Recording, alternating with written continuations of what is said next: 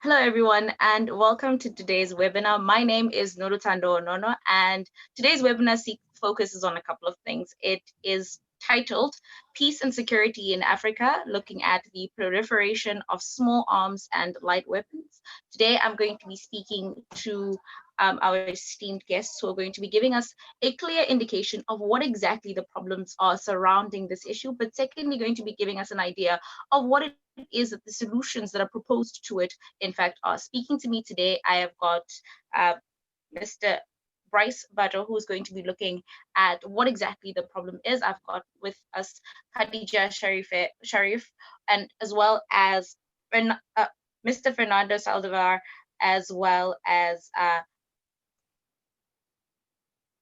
Sister Wamuyu, who are going to be speaking to us around this issue. Basically, today's webinar is one that focuses on building on Pope Francis's vision of an inclusive global economy and on global justice as a framework that is going to eliminate poverty in Africa, as well as looking at global justice as a perspective that we utilize in response to the proliferation of small arms and light weapons.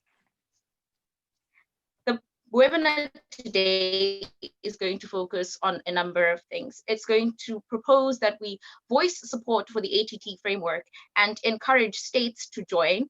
It's going to continue the articulation, the nexus between arms, proliferation, conflict, and poverty, banishing guns as being something that needs to continue being the conversation and agenda beyond 2020, empowering women as key actors in international and continental protocols on small arms and light weaponry, as well as encouraging the adoption of tougher laws and restrictions on the proliferation of small arms and light weaponry.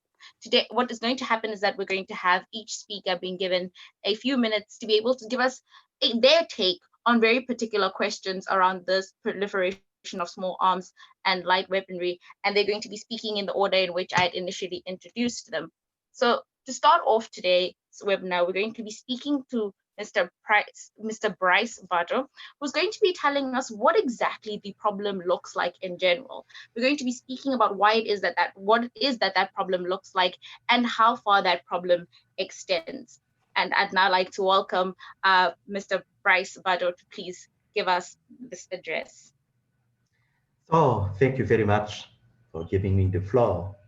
So my quick presentation will be on, I will give an overview of small arms proliferation and trafficking in West Africa.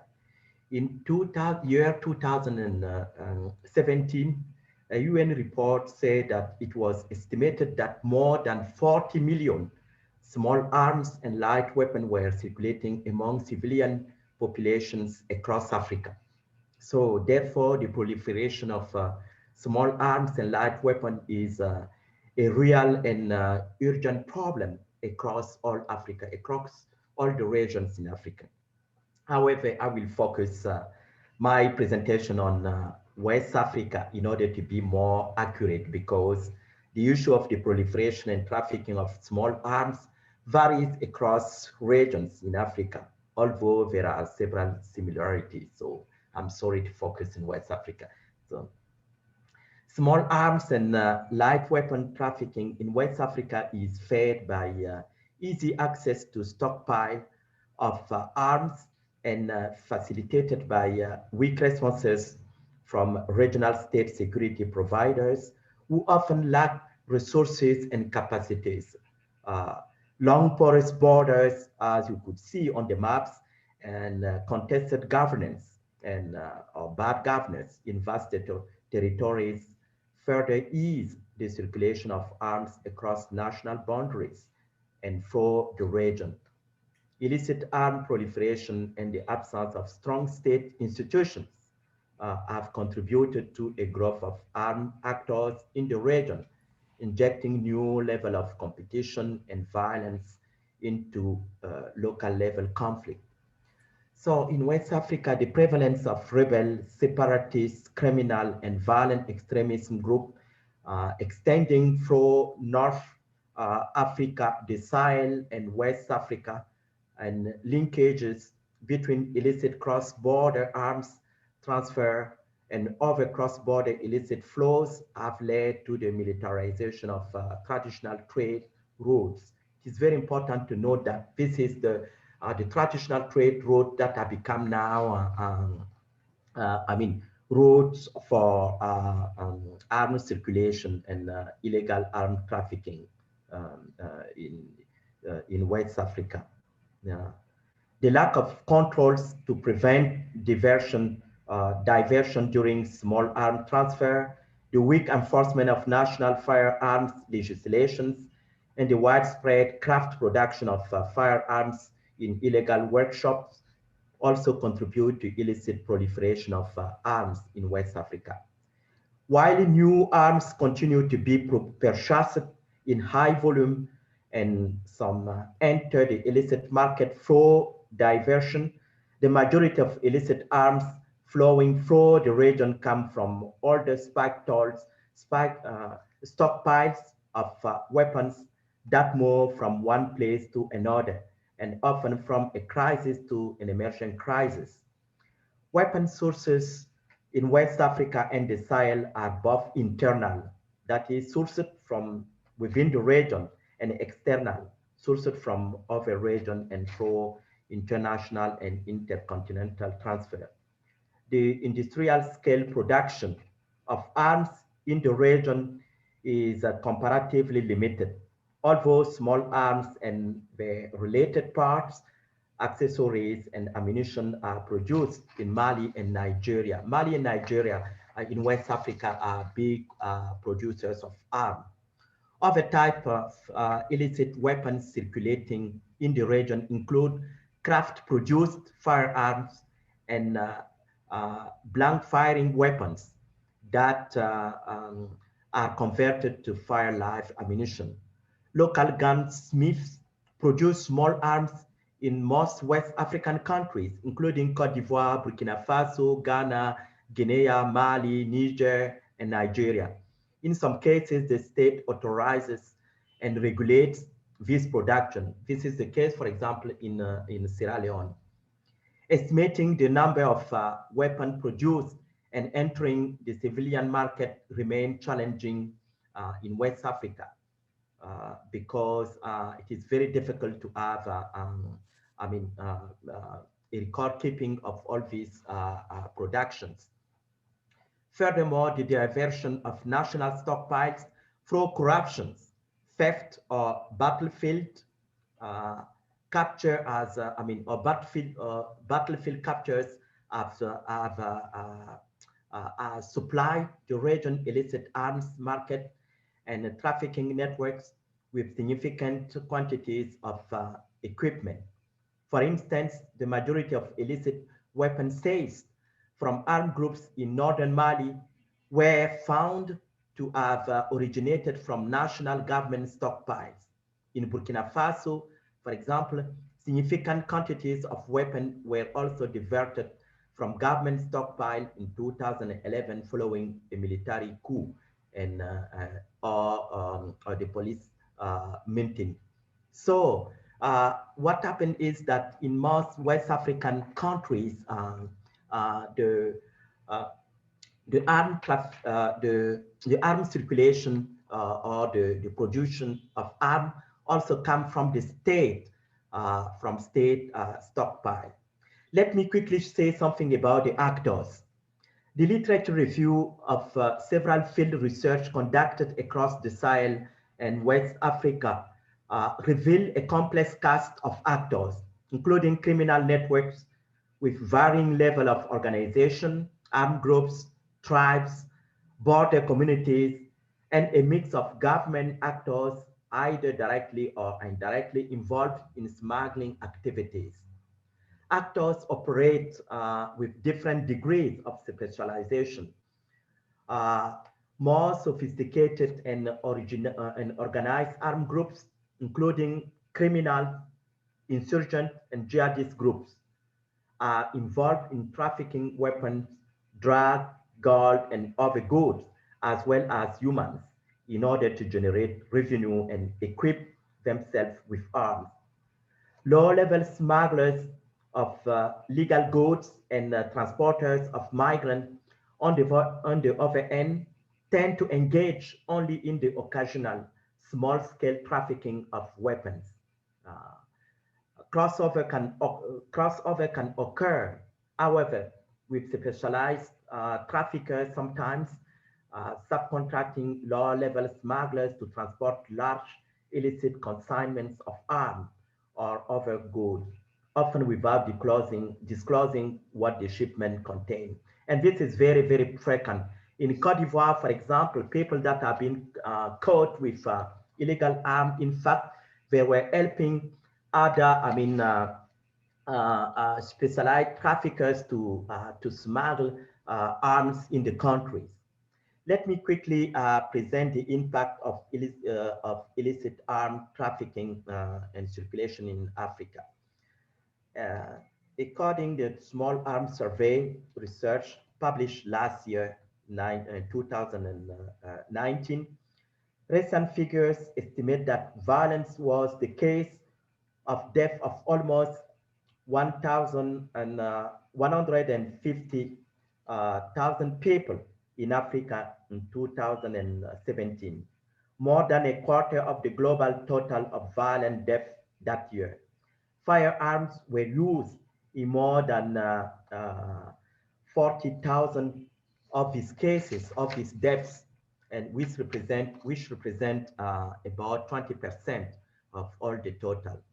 So the trafficking and diversion of weapons and ammunition to armed groups and terrorist entities have undoubtedly fueled armed conflict in the Sahel and seriously threatened communities' safety across the region, in particular in Burkina Faso, Mali, Niger, and now also in Cote d'Ivoire. So this is very important. Armed circulations and trafficking feed a vicious cycle of escalating tensions and violence as armed conflict, coupled with the inability of governments to protect their citizens. So now I just want to present quickly some maps. I don't know if I can share my screen so that you can see, just have an idea of the, share the screen, partage it, let me see.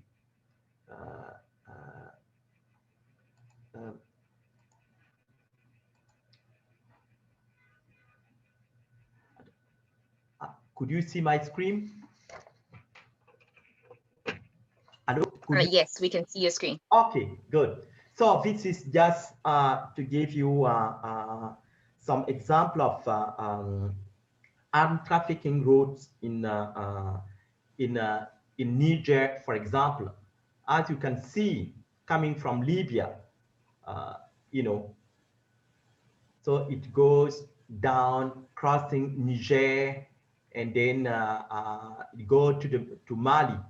You know, this zone, we have a lot of jihadist groups. So this is one example of what happened, for example, in Niger. Let's see what happened in Mali itself.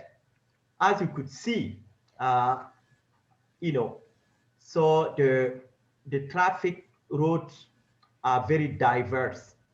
So they come from different places, and almost across all the country, it is easy to have access to arms because these armed routes cross all the country. And yes, this is another map. This is at the border of Burkina Faso, Cote d'Ivoire, and Mali. You can see also that the network of armed circulation is also very important. That that the road crosses all these countries, and that it's also dense. So it means that in most West African countries, it is not a problem to have access to a fire gun, so a firearm. So this is what these maps want to say. Since I just have only 10 minutes, I want quickly to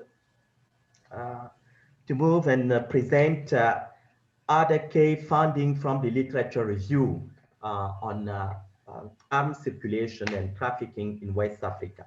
So what we have, what we can have, the findings are the following. Illicit arm trafficking patterns vary across the region. This is really important to keep in mind. North of the Niger River, highly organized network of traffickers move sizable quantity of arms across large area of land that the state cannot control. So this is really very important. South of the river, south of the Niger River, trafficking tends to be less organized with the involvement of numerous local intermediaries. So I don't have time to show the map, but you can see that when you are going up, in the north and the Sahel, you can see that it is very easy for people to move large quantity of arms around. But when you are going in the south, it becomes difficult to move arms around. In some cases, armed trafficking remains a specialized activity that is limited to experienced and well-connected smugglers who traffic sizable shipment of small arms. This type of trafficking tends to develop around active conflict zone. Yes, this is really around active conflict zone that you have a huge circulation of arms. Elsewhere, small to medium-sized shipments of arms are trafficked across borders together with other goods, indicating strong connection among the various illicit market and trafficking actors. It is very important to know that armed trafficking is always, it is always combined with the trafficking of other goods. It is not only arms alone. Yeah. The linkage between weapons trafficking and other illicit flow result mainly from an overlap of the actors involved and the trafficking routes used. As we have seen, all the smugglers are using the same routes. So that's why those are smuggling other goods are also likely to smuggle arms.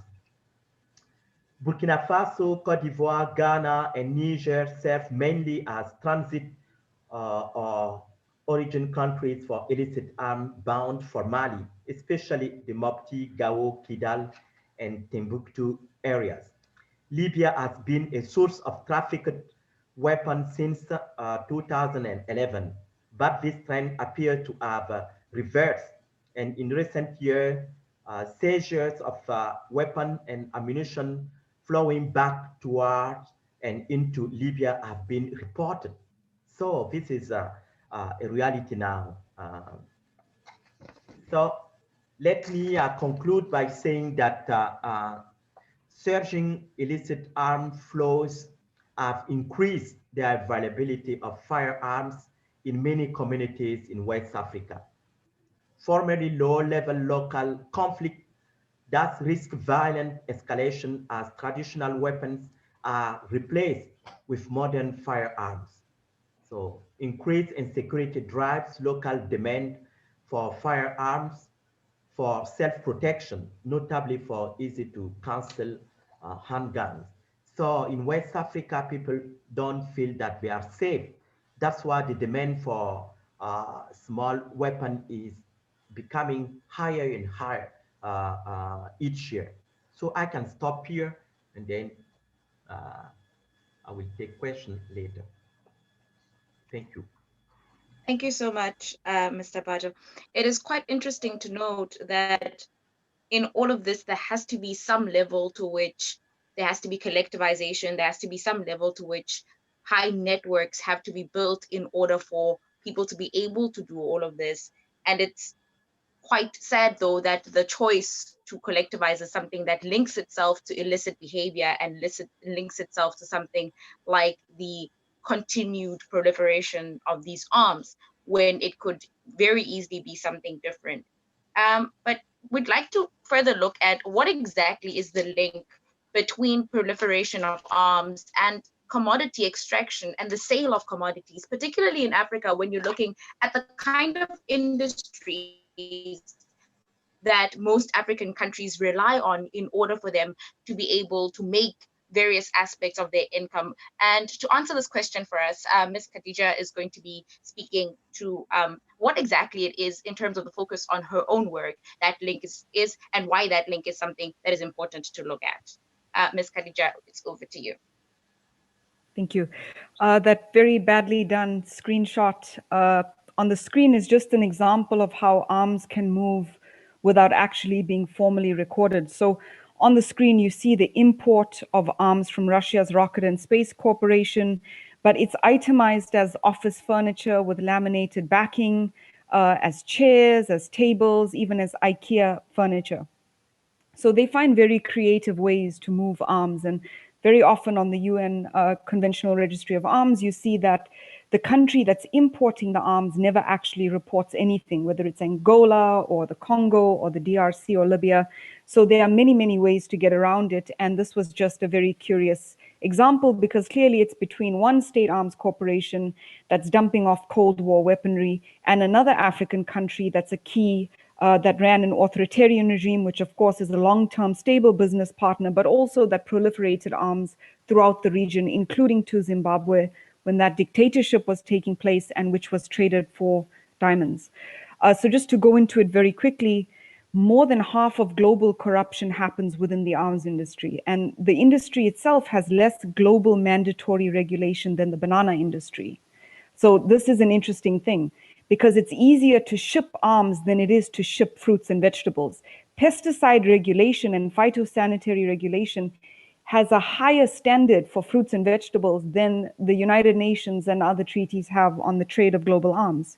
But this isn't by accident, because the biggest arms dealers in the world are the 5 members of the Security Council, and it operates within a very highly institutionalized legal system that relies on gray areas and corruption in countries which buy the arms in Africa and Latin America, because corruption is a very efficient way of doing business in these countries.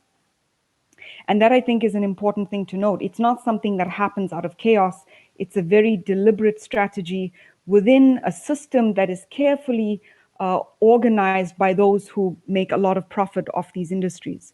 And so in the developed countries, or the terribly respectable countries, the United States, the UK, there's a lot of intensive lobbying that finds ways to move through these gray areas in ways that the law didn't envision would occur. So most of the times, national laws are in silos and they stop at the level of cross-border trafficking. So that level of subversion, it works in tandem with sanctions, because if Russia's state arms industry has sanctions, that's another reason to denominate in a different currency and to use secrecy jurisdictions and third parties to make these trades. They see dictatorships and dominant political parties, authoritarian regimes, as very stable relationships, because you're going to be dealing with the same guy 10, 20 years from now. And poverty is a better instrument of trade than a country with more money, because it means that an arms company or an exporting country can barter a lot of oil, a mine, a piece of land, or even the use of geographic conduits like roads and ports, and take out these private leases as a form of payment. So we understand that money is just one form of capital, and it's not really critical in buying and selling arms. So basically, whereas the global soy industry and bananas and apples and chickens have a lot of laws, with arms, it really comes down to an end-use certificate, which is a piece of paper between the exporting company and the importing country that says who will use it. And this relates to everything from a deadly large caliber system to weapons like rockets and grenades and Kalashnikovs, which you can buy for the price of a chicken in most West African countries.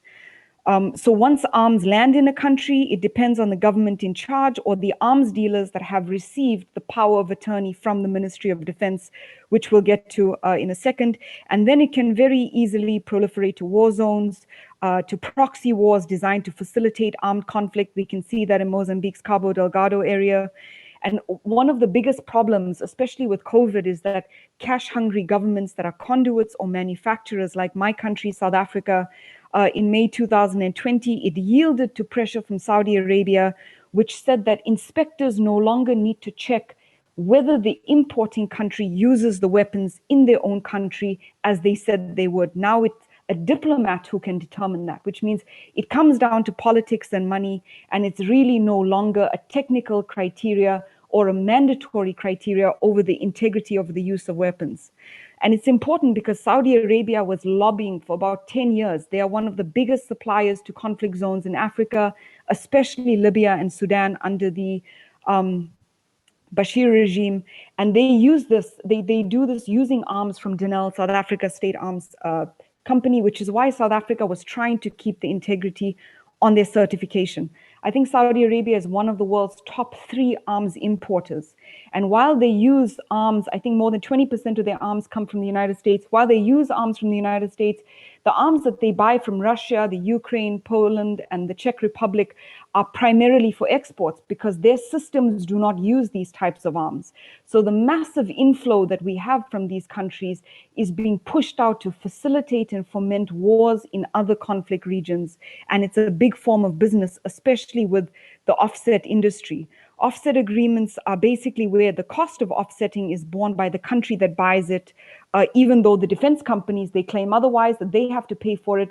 And offsetting is really where South Africa's big arms scandal that involved President Zuma, the one that's still hanging over his head, was born from, because it involves local agents and political umbrellas, people who are very politically connected, and hundreds of millions of dollars. So at the end of the day, you'll find that a country becomes indebted for the cost of offsetting, the cost of arms, and it's something that takes away from the public purse, which may actually be donor dependent, or which may be diverting money from other things that it should be used for, like schooling and water and waste sanitation and other things. So in our Niger story, for example, because we were focusing on West Africa earlier with the speaker, we were able to see that from 2011 to 2019, one of the world's poorest countries spent over $1 billion on arms.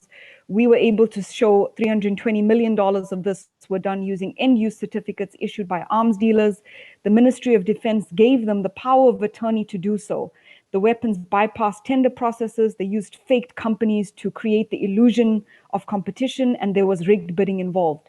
The privatization of these arms deals was backed by the coercive power of the state. So even though the arms dealers were doing it illegally, the state legally protected them, and the cost was borne by the public. And of course, there was that corrosive corruption that removes into the private sector the role of the public sector intended to monitor it. But because the global arms regulation system is so weak and so vulnerable and basically reliant on peer pressure from players that are directly embedded in continuing corruption and massive profiteering, there is no accountability for any of these actions.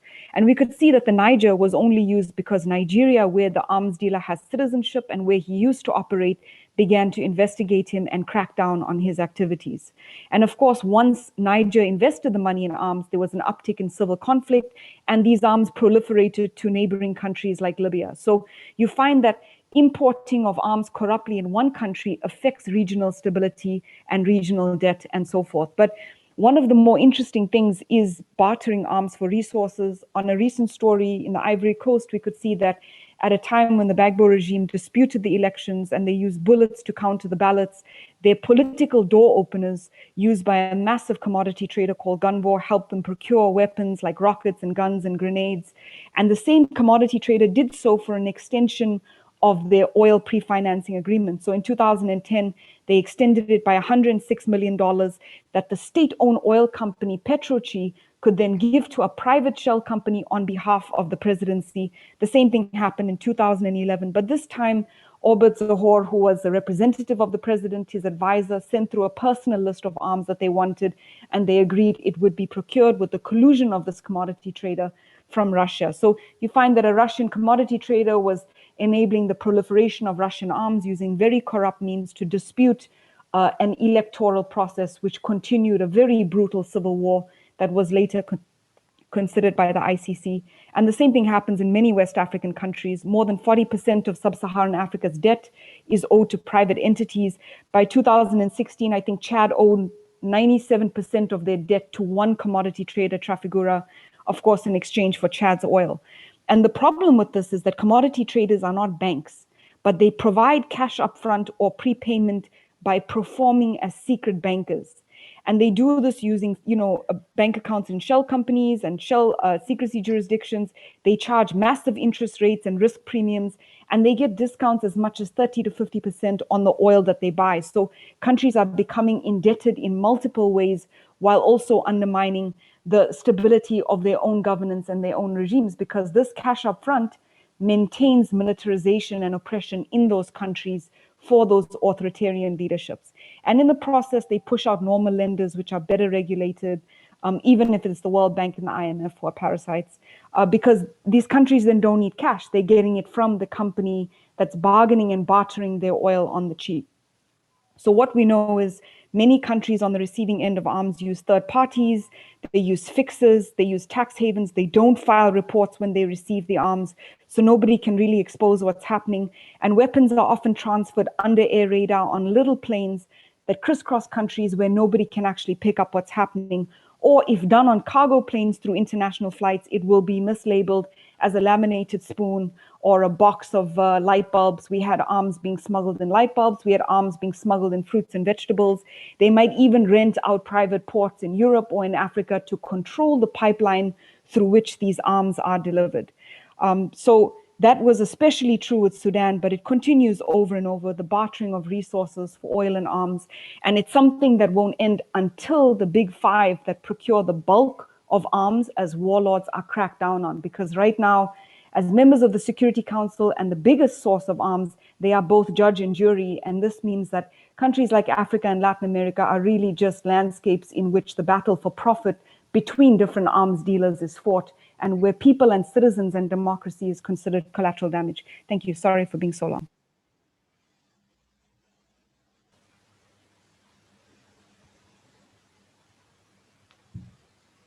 Thank you so much for that presentation, noting several things here, including how border security and things like regulations often come into play when looking at how it is that the proliferation of small arms, as well as various other things, find their ways to small countries such as African countries.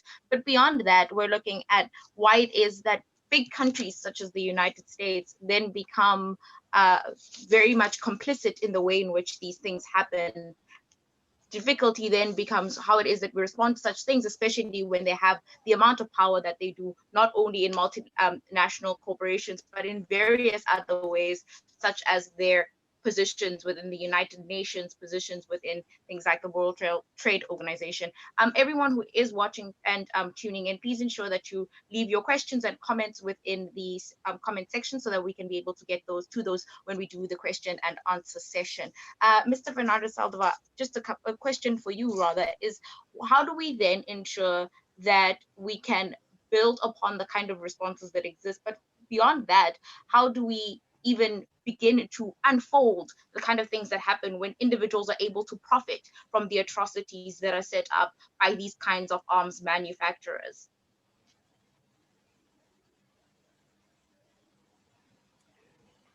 Thank you. That's a very interesting question, and it's at the heart of what I think we've heard from our speakers already, and what we'll continue to hear, is that there's an intimate link between conflict and poverty. And we've only seen that exacerbated by COVID-19. And my personal fear is that we have yet to see the worst of it, that we've only really seen the tip of the iceberg as far as the depths and really the depravity of some of the actors on this scene. And I want to specifically follow up on some of the comments that have been made already, both by Father Bado and by Ms. Sharife, who've offered some aspects of the problem of small arms proliferation in Africa. And I want to expand the discussion a little bit and take a look at the ongoing air war that Saudi Arabia has been waging in Yemen since 2015. And this actually follows up from an article that I just had published in Commonweal magazine, which is available on their website and is entitled Blood Money. US arms manufacturers are profiting from atrocities. And it looks at the issue of the private arms industry, which is something that our last speaker jumped right into. The question of supply. Where are these guns coming from? And in the case of Yemen, bombs and missiles as well. And I think it draws us into what Andrew Feinstein refers to in his 2011 book as the shadow world. And as Ms. Sharife so eloquently stated, so much of this, so much of how small arms, how arms transfers are made onto the African continent takes place in this shadow world where invoicing is done in a way to hide what true shipments are, where shady characters, where corruption is rife. That's the world that we're dealing with. And how then, the question might be, how does this connect with the work that we've been doing here, specifically with Jenna in Nairobi, the work that we've been doing for the Vatican's COVID-19 Commission? And what it comes down to is that disarmament, that silencing the guns is not enough. It's merely the first step, although it's a critical one. Cardinal Peter Turkson, who's the prefect for the Dicastery for Promoting Integral Human Development and the chair of the Vatican's COVID-19 Commission, recognized this in a press conference on July 7th, 2020. He welcomed the UN Security Council's endorsement of a global ceasefire during the COVID pandemic, stating that we can't fight COVID-19 and the pandemic at the same time if at the same time we're preparing to fight each other. It's one thing to call for a ceasefire, but another thing, and the most important thing perhaps, is the need to freeze weapons production and dealing. And in a very profound way, Cardinal Turkson's call for a freeze on arms production and dealing echoes earlier calls by Pope Francis for the exact same thing, and it has a powerful foundation in history. Just as a way of background, a century ago, at the end of the First World War, at the Paris Peace Conference, the victorious world powers convinced that the proliferation of arms had been one of the chief causes of the war, enshrined in the Charter of the League of Nations in Article 8, Section 5, a condemnation of the private arms trade. Specifically, they said, the members of the League of Nations agree that the manufacture by private enterprise of munitions and implements of war is open to grave objections. That was the first time, and actually the first time since, that in an international agreement of this kind, that the private arms industry was specifically called out for their role in destabilization of states in conflict. And at the time, Pope Benedict XV specifically said he considered disarmament the key to peace and voiced his support of disarmament as laid out in Article 8 of the Covenant. So not only is there an ample historical basis for multilateral international efforts to curtail the private manufacture of arms and munitions, but this in fact has been in line both with Vatican foreign policy and with Catholic social teaching for nearly a century. And the global crisis that's been unleashed by COVID-19, it shows us in a very profound way how we need to reaffirm that commitment and to re-articulate that tradition.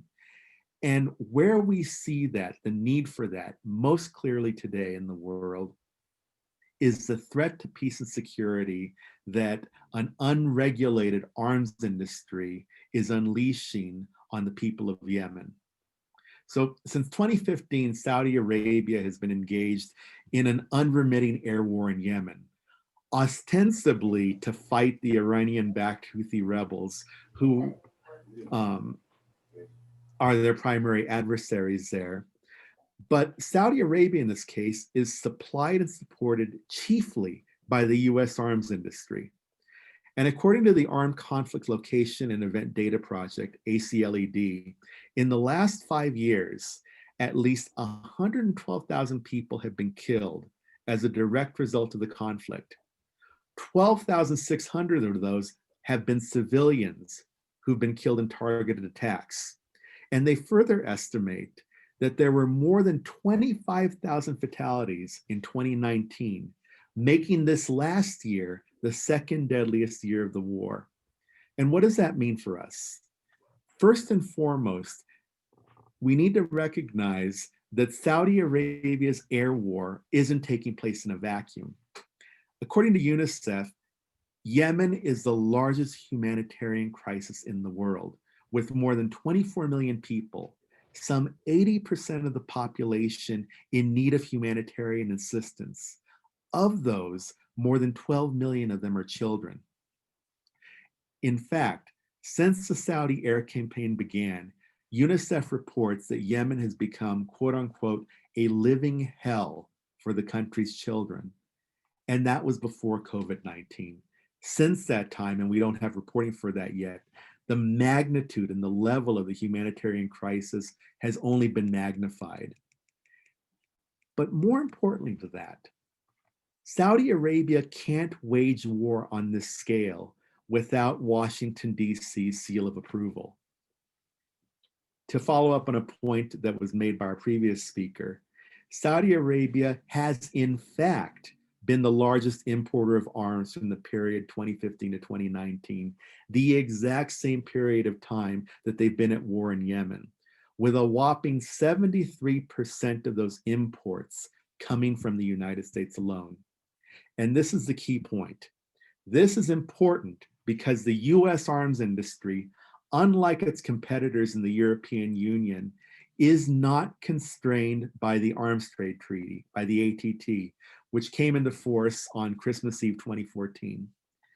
And what makes the ATT so important to international arms control efforts, and what makes the absence of the US from that framework so glaring, is that unlike other international arms agreements that deal in many cases primarily with the illicit arms trade, the ATT specifically addresses authorized conventional arms transfers by state parties. So it's dealing particularly with the private arms industry, with government-to-government transfers, those transfers that are ostensibly taking place in the open. Furthermore, a key provision of the ATT is a requirement that state parties refrain from exporting arms when they know or have reason to believe that those weapons will be used to undermine the ATT's humanitarian goals, specifically when those transfers will contribute to or fuel atrocities and human rights abuses. Specifically, the type of analysis that would go into arms transfers to Saudi Arabia engaged in an air campaign in Yemen, where we've already seen where the United Nations itself has identified a place which is a humanitarian crisis. States under the ATT would be forced to ask, why are we sending arms to a state engaged in such a campaign? And do we have reason to believe that those arms will fuel human rights abuses, will fuel atrocities? The United States, not being constrained by the ATT, does not have to do that. And as we can see, does not do that.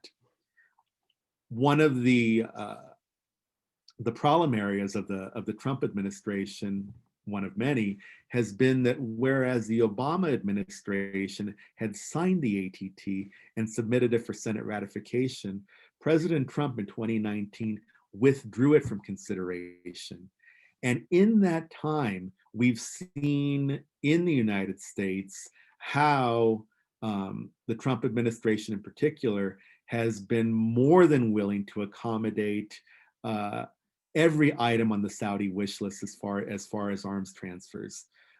In fact, 3 of the 8 vetoes that President Trump has exercised in his 4 years in office has specifically addressed Saudi arms transfers and in the context of their war in Yemen. So we've seen a clear pattern where the private arms industry in the US, aided and abetted by a willing administration, have been able to continue to fuel the Saudi war machine. And that's problematic. That's problematic because the other major arms suppliers, particularly those in Europe, are constrained by the ATT. They're required to do this level of humanitarian analysis. And we've seen particularly in the UK, where sales to Saudi Arabia have been stopped, both by actions in the court and by public action. What in fact the ATT is that it represents the heir to the efforts that we saw a century ago with the foundation of the League of Nations. It really is the heir to Article 8 of the Covenant, and it remains our best hope for increasing transparency in this aspect of the global arms trade. And transparency, as we see, is the primary problem right now with these US arms transfers to Saudi Arabia.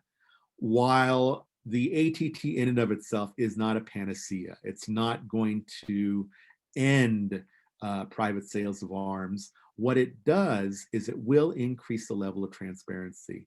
It will bring out into the open why and how these states who remain outside of it make these particular arms sales. And all of this begs the question, of course, is what exactly is Saudi Arabia bombing in Yemen? It's by no means clear that the Saudis have an exit strategy. It's by no means clear that in the last 5 years they've been able to articulate anything other than a desire to continue on an unrequited bombing campaign of what was already the poorest country in the Arab world in 2015. So we have to ask the question then, what role then does the US arms industry have in fueling this?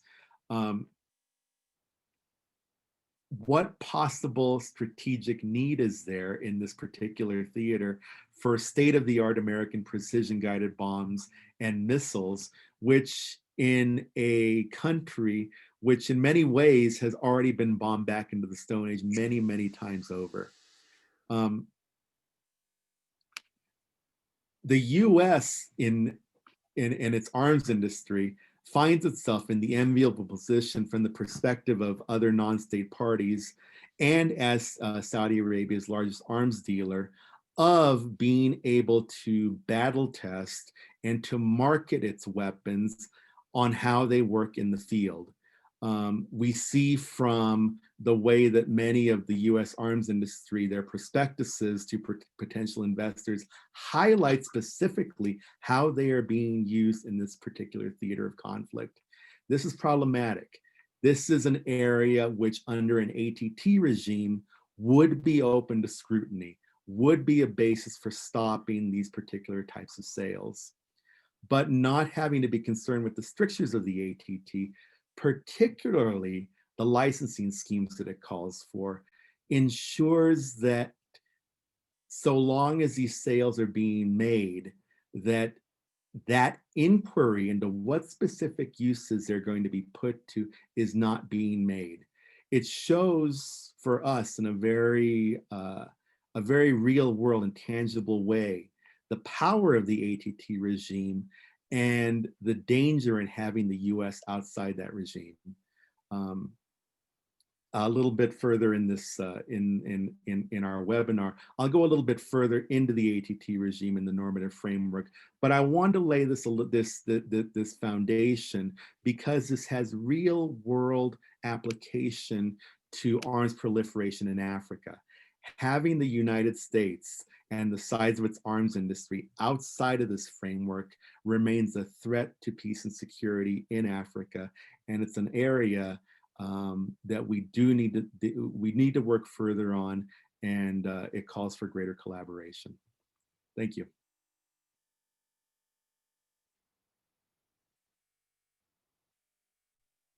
Thank you very much. And next up, we're going to move on to just a conversation around the kind of solutions that can be proposed when it comes to the proliferation of small arms.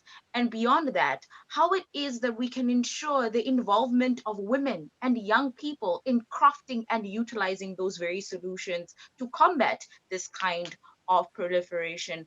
And to do this for us, we have got Sister Wamuyu, who's going to be speaking to us about that very aspect of this webinar.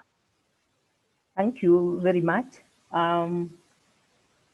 Khadija and Brice and Fernando have actually given us the background of the small arms and light weapons and the seriousness that this calls on us to look at. So I would like to also add that actually in the world, we have like 900 millions plus illegal weapons that are circulating. And of course, most of these find their way into Africa. And in Africa, as you are aware, there are lots of conflicts, and the weapon of choice is the small arms and light weapons. So we cannot sit back and just wish this away and say, well, it will pass, when you have so many lives at stake. So I'll be looking at some of the solutions that may be already there, but haven't really been taken up by the grassroots population, by the government, and also the civil society. First of all, Fernando touched on silencing the gun, an initiative that was started by the African Union. And this was to materialize by the year 2020, and we're in the year 2020 at the end, and as we can see, nothing much has happened around this area. My concern is that there's a lot of talk, a lot of initiatives around the weapons of mass destruction, but not much is being done about the small arms and light weapons. And that's where I would like to dwell on today. And other background of all that I'm going to say is the efforts that are being done by the Vatican, the civil society, and other groups that are concerned about the small arms and light weapons. So I will not keep saying what the groups are doing, but there is that effort, but that effort is not enough. It needs to be beefed. First of all, I would like to say that we need voice support for the ATT, that the Vatican and of course the Episcopal Conference should actually encourage that small arms be treated as a pro-life issue, because so many people are losing their lives around these, the small arms. So the Vatican needs to stress that. And also call upon countries that have not acceded to this to do so with urgency. The other issue is what Fernando touched on about the link between the small arms and conflict and poverty. And it is to encourage governments, the international community, the regional communities, to put money where it matters, to transfer the money that is being used for arms, for weapons of mass destruction, to education, to healthcare, and to eradication of poverty. And then also to support the silencing of the guns and make it an agenda that everybody is involved in their own levels, whether at the family level, at the country level, at the international level, to pick that agenda and move it forward. Then stressing on the issue of empowering women and youth. We have noticed that the women actually are the gateway and sometimes custodians of the small and light weapons. Yet the women and the youth, the women of course and the youth are not at the table of decision making. So we are encouraging the Vatican, the Episcopal Conference, the civil society, and other groups to push for this agenda for women, that the women and the young people are brought to the decision-making table so that their voices can be heard. And I would like to give an example of the North Rift, Kenya, where it's actually, in a research we did, we found that women are actually the ones kind of carrying the bullets in the feeding bottles for the children, because in exchange for food and medicine. And often women are looked at as the peace builders. So we tend to ignore that they also can be the gateway to these small arms. So we need to bring them on board so that together we can get a solution to this problem. And it's not only bringing the women at the table as spectators, but as equal partners with the men. The other response that we would be advocating is for the enforcement of the international and continental protocols on small arms and light weapons. We don't want to reinvent the wheel. We know that the protocols are there, but are they being enhanced? Are the governments following what they said they would do? So the Vatican needs to encourage that and call on the Episcopal conferences to encourage each country to honor their commitment. It's not just talking about it, but they need to commit themselves to what they say they will do. Then encouraging states to adopt tougher stance against the arms and industry. That means looking at who is manufacturing the arms, who is transporting the arms, who is receiving the arms, who are the brokers. And I would add, on the local level, engage elders and women as well, because in cultures, African culture, the women are kind of left out at these levels of decision making at the local levels. So we need to also incorporate the women elders to also be able to identify who are the brokers, because they are within the community. Then the issue of course, sealing the borders, because we have lots of porous borders across board, whether it is Somalia, Ethiopia, Kenya, Tanzania, Uganda. We have porous borders and we need to deal with that. And that would mean that countries work together to see that these borders are not being used as gateways for the small arms. The other response I would be talking about is advocating for enhancement training of national border guards agencies, and so that they cooperate. So it's not just about closing the borders or sealing them, but the people who are there, because we have discovered that they are used, of course, through corruption to receive the small arms and then pass them on in exchange of other commodities. So we need to develop that capacity for these groups so that, and the Vatican needs to collaborate, use the collaborative approaches to address that problem. Then, of course, Adalia said about engaging the civil society, because the civil society is able to deal with the top as well as the grassroots level. For those who have read a book by Rederack, who is one of the peace builders, he actually says the civil society are the people who can link the top management in any country, whether international, local, or regional, with the grassroots, and we need them. So we need to involve them in addressing this problem.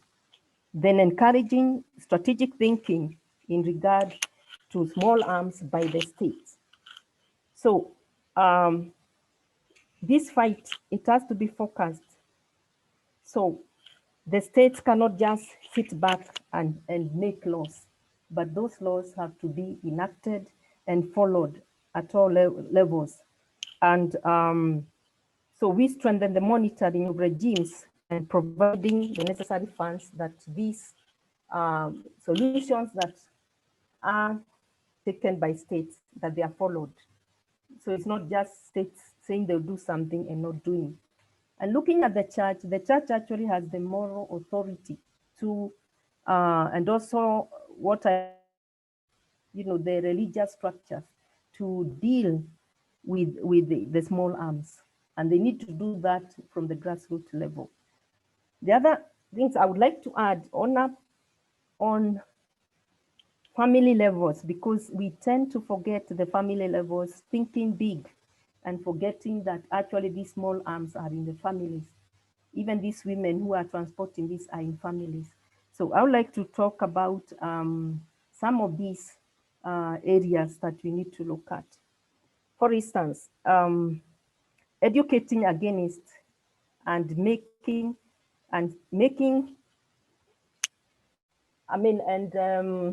banning the making and selling of toy guns. Why am I saying that? Because if a child is taught how to hold a gun, then later on they will look at it as a toy. So they learn how to use a gun from the time they are small. So we cannot be asking ourselves, where did these children learn how to use guns? We are already providing them. And also regulate the entertainment places that have games that people use small arms to entertain. And that comes to education, peace education, or what education for life that can be incorporated in the syllabus in the schools and in universities. Then, of course, invest money in funding research and to establish the extent to which this problem, has infiltrated the society and what can be done towards peace building. And then, obviously, the DDR process, because a lot of stockpiles are collected during the DDR process, but sometimes that gets into corrupt hands. And so we need to look at that. Then there is the other issue of addressing the structures and cultures that entrench otherness. And otherness, I'm saying, where I look at the other person as my enemy. So I need to eliminate those people.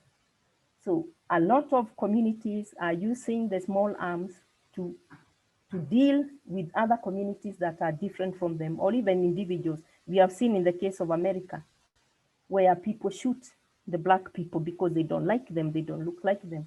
So this idea of otherness, we need to deal with that culture that creates people who see the other as an enemy as opposed to a brother or sister. And that's what the Pope is actually asking us to do at this time, to ask ourselves those questions and to look at those issues that sometimes we forget and put under the table, like we don't want to see them. And then lastly, I would like to talk about encouraging the role models in communities to adopt best practices of addressing conflicts non-violently to save lives and the environment, and enhance harmony as opposed to using weapons that threatens lives and destroys our common home. So there is an option, and that's the option that we should be passing on to the current generations and to the generations to come. Thank you.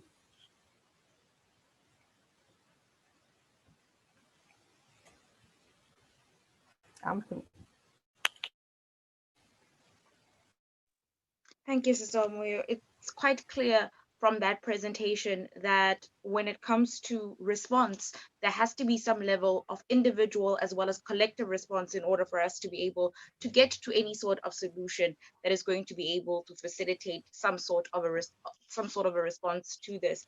Next up, we're going to move on to Mr. Saldivar, who's going to be speaking to us about the ATT and how it facilitates the response to the kind of solutions that we've already heard, but beyond that, how we can utilize that ATT to be able to get to the necessary response to the proliferation of small arms. Thank you. And it's, you know, following up on my earlier talk, as well as what we've heard from all the speakers, each of us in our different way have brought out and tried to elaborate the need for small arms control, for stemming the flow of illicit and licit small arms and light weapons. So that automatically begs the question, how then do we go about this? What from a legal and regulatory framework can we do? Can we do anything? And that's where the ATT comes in, the Arms Trade Treaty.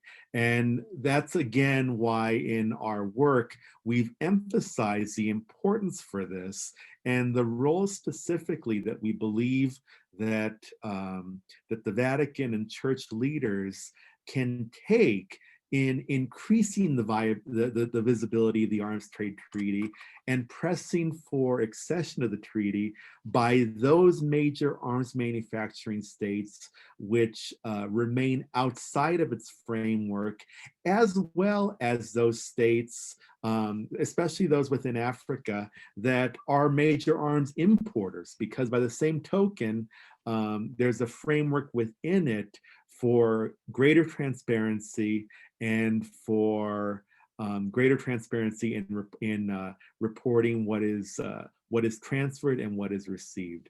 So maybe what would help too is a little background on the ATT itself.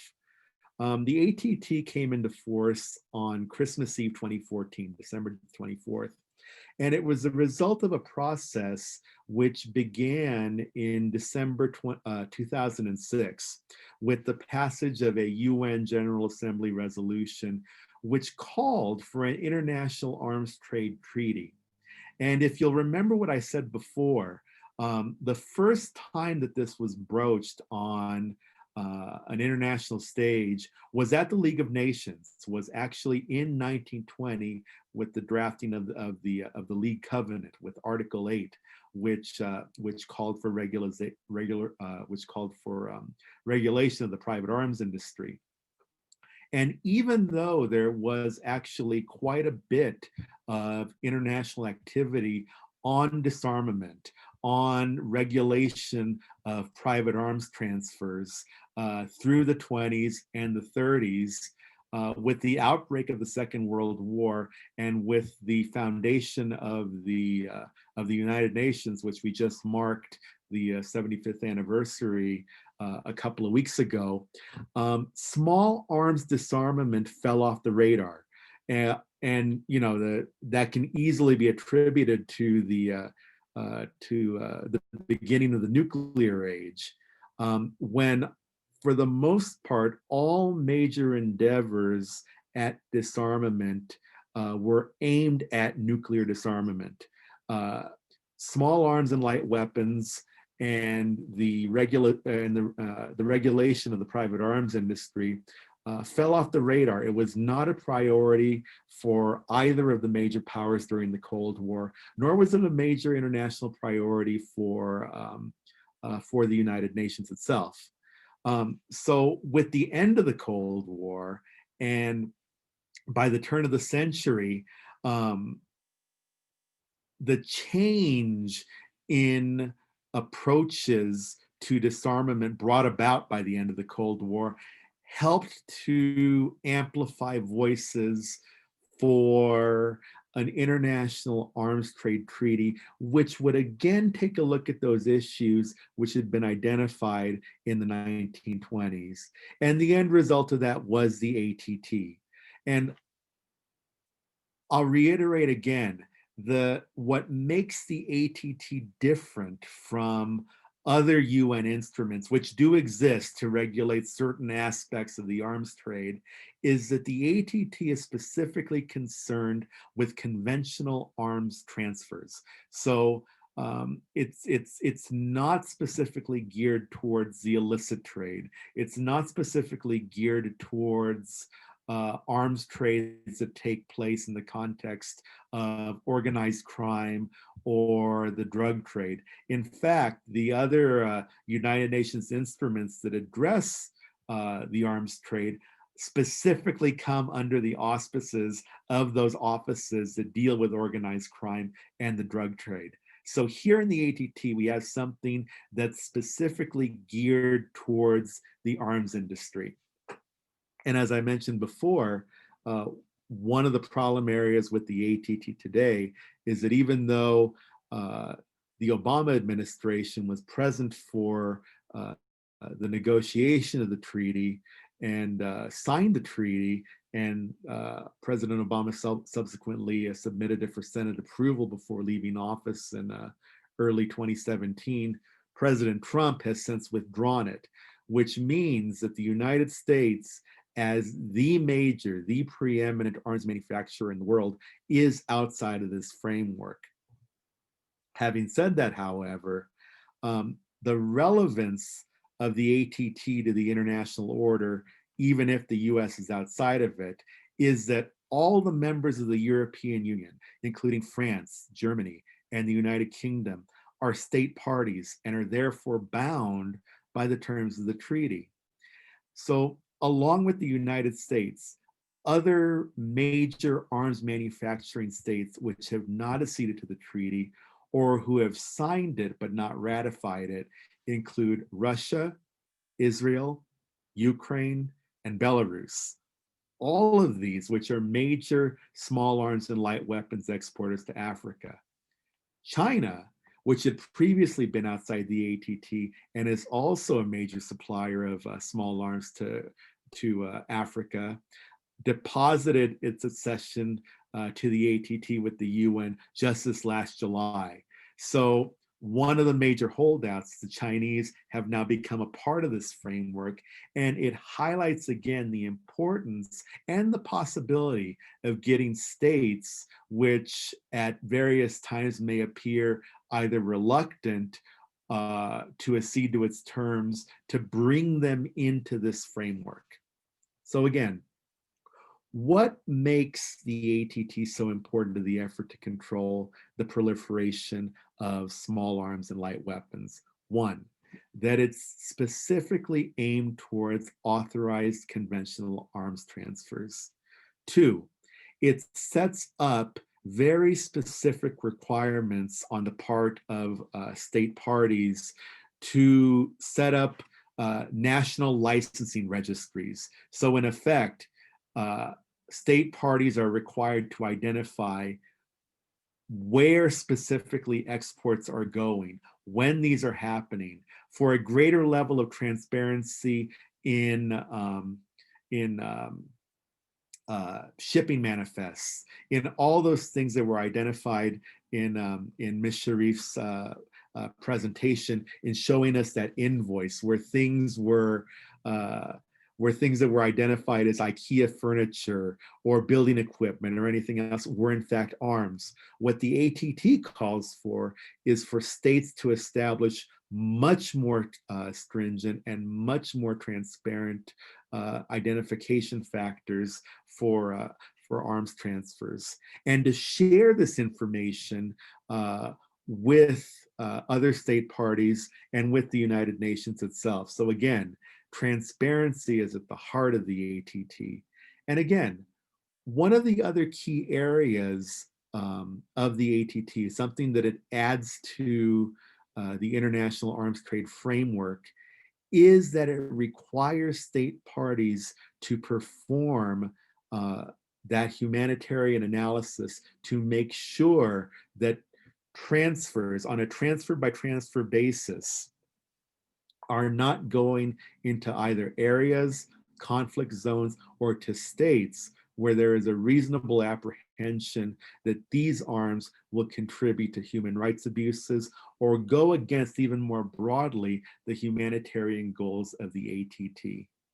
So again, as the other speakers have identified, one of the key areas in the proliferation of small arms and light weapons throughout Africa, and one of the ways that we aim to stem this trade, both the illicit and the licit trade, is by increasing transparency and accountability. These are at the heart of the ATT. And as I've stated before, the ATT in and of itself is not a panacea. It's not, it doesn't answer all of our questions or cure all of our needs. There is a tremendous amount of work to be done across a number of different areas. As the speakers have identified, there are a number of social, cultural, gendered factors that play into all of this. And all of that does need to be addressed. But what the ATT does, and what makes it important to our efforts at disarmament, is that it is now today the preeminent international framework for regulating and for increasing transparency in licit arms transfers. It doesn't address every problem that we have. It doesn't strengthen our endeavor, our ability to combat the illicit trade. That remains to be addressed on a much more in-depth framework. But what it does is that it addresses the problem of the illicit trade, the problem of an unregulated private arms industry, as we saw before with the U.S. industry in Yemen. That, in and of itself, if that could be more effectively addressed, would go a great deal towards reducing the flow and the proliferation of small arms and light weapons throughout Africa. So one of the areas that we have identified, one of the areas that we believe that the Vatican, church leaders, national Episcopal groups could and conferences could help us with, is increasing the visibility of the ATT as a tool in stemming the proliferation of small arms and light weapons. And we believe that as more states accede to the treaty, that the framework will be strengthened, that working within this framework offers us the best opportunity to address this particular area of proliferation. Again, it's one cog in a greater regulatory framework, and there are other areas, other instruments, particularly here in Africa, on a regional basis to address certain aspects of the arms trade, but none of them address the conventional licit arms transfer trade in the way that the ATT does. And that's why we emphasize it. And that's where we feel that there's the greatest hope for sustained and consistent international cooperation in stemming small arms proliferation. Thank you. Thank you very much, Mrs. Saldivar. And we're quickly going to move on to our question and answer session. There are a few questions from the floor. The first question is directed to Ms. Khadija. And the question asks, could you please comment on laws on gun ownership and the quality of the enforcement? Have there been any interceptions, confiscations? Is there amnesty for those who turn in arms, some sort of reward for those who bring illicit weapons to the attention of authorities? And would that be something that helps to maybe make the black market something that is more difficult to access? That's a very good question. I think one of the primary causes is conflict and also inequality. We found in many countries that, for example, in the Republic of Congo, the Pool region, which was a breadbasket to that country, you had the Sassou Nguesso regime in a post-electoral crisis. They imported weapons which Saudi Arabia sponsored. It came into the country, and suddenly farmers, about 100,000 farmers, were disrupted in their lives. They couldn't produce food. They had to move into the forest, and men and children had to take up arms that were brought in by opportunistic arms dealers, and where, as I mentioned, you could buy a Kalashnikov for probably 2 or 3 at that time for the price of a chicken. So the whole system is interconnected, and whether it's the illicit arms trade or the licit arms trade, as long as those manufacturing weapons are allowed to perform in the way in which they have done, and there's that massive money at stake, Africa and Latin America, which are resource-rich regions, will continue to be used as proxy battlegrounds for that profiteering. So in many ways, citizens are just collateral damage, and the pool war in the Congo wasn't even something that came to international attention. Satellite images showed over 100 buildings that were systemically damaged. And the same thing is happening now with the Sassou Nguesso regime acquiring arms ahead of the next elections in 2021. So it's a big problem, and whether or not they turn in arms, it doesn't really stop in the flow of arms. Countries like Somalia, whose shores have been ruined by European trawlers and whose pirates took up arms to defend their coastline, which was a trafficking hub, ended up being involved in a much larger conflict than they initially envisioned when they were trying to protect what is essentially the basis of their consumption, of their local industry, the fish that, like sardines, that isn't even considered saleable to European consumers. So many, many different things are interconnected, and it's primarily poverty and inequality and the corrosive effect of commodity trading in Africa, where these guys like Chad and Nigeria have cash up front. The money is used to buy arms and to foment warfare in order that the system continues. So if we allow for electoral democracy, and if we allow for inequality to be stymied, there will be much less room for these opportunistic predators to use this as a means of making money. I don't know if that answers the question, sorry.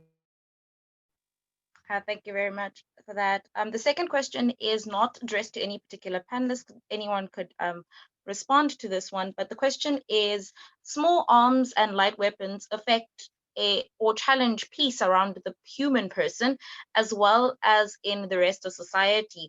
What are the kind of techniques, and I'm guessing this is on an individual level, that can be used to combat arms proliferation?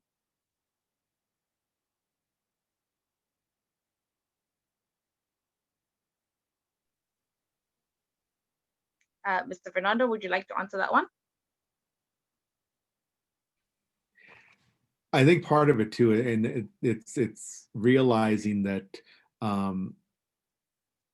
we can do so much with the rules, with the normative framework, with laws and regulations, but part of it too is also addressing the gun culture, addressing the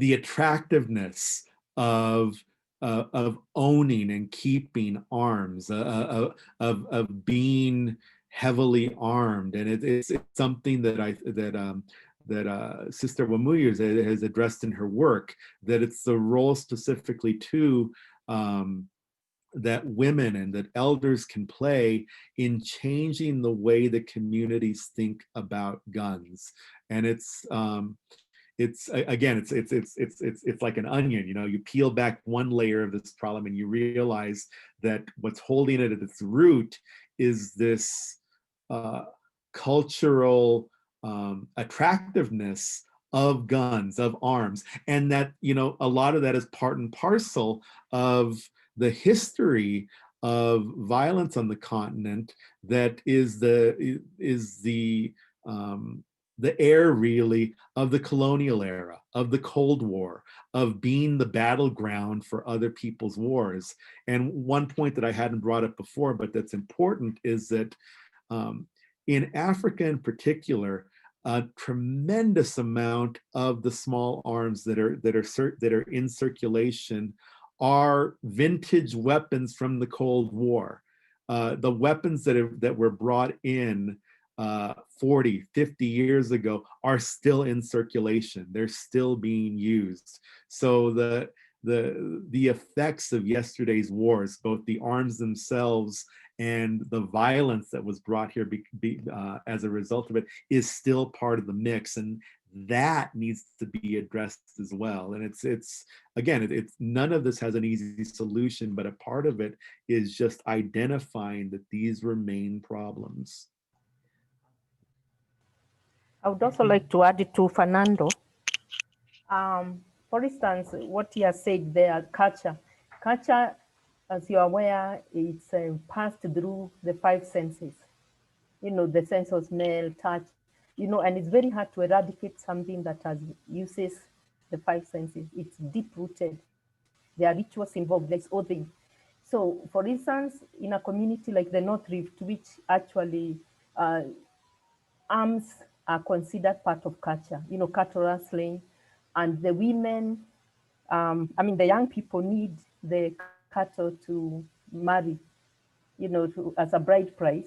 So the mothers will encourage that and in singing, in dancing, so that if they come back with cattle and they have killed or whatever using those arms, they receive, you know, they are received in the community with the dancing. So it encourages that. And also in some of these cultures, is the woman who receives the weapon and hides it. So even when the government officers come to check, she will not give it in because she will be kind of betraying the husband. So this culture, and I've interviewed quite a number of women, and they say, look, we can't stop because our children have to marry. We cannot stop because we cannot kind of talk against our husband. This is our culture. So this is something that's going to take a very, very long time. So it's the issue of educating people about cultures that destroy, that there are other alternatives. And so what are those alternatives? Like in terms of marriage, the bride price, are there other alternatives? And tagging on to that, that most of the African communities have what we call ethnic militia.